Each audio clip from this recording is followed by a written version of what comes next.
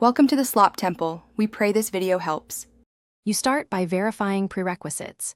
Unity LTS matching VRChat's SDK, the VRChat SDK itself, and the PhysBones package.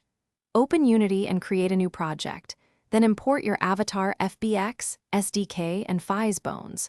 Make sure the model's rig is set to humanoid and that textures are red/right enabled so physics can sample them. Once done, place the avatar prefab into the scene hierarchy so you can begin assigning colliders and bone targets immediately.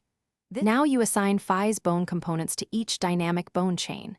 Attach to the moving bone and set an anchor on a stable parent so motion is driven correctly. Create capsule or sphere colliders around hips, chest, tails, or hair. Align sizes to the mesh volume and place colliders on a separate layer to manage collision rules. Then iterate physics parameters, mass, gravity, stiffness, and drag, and jump into play mode to preview interactions. Adjusting values while observing motion gives predictable, stable results. Finish by optimizing. Reduce the number of PhysBones where possible and set LODs so lower detail rigs drop physics on distant viewers.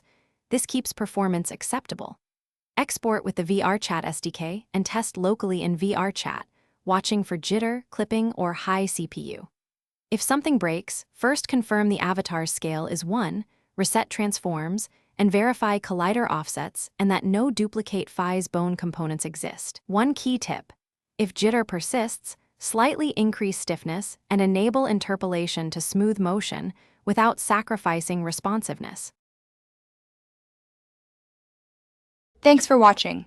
Consider subscribing if we helped you.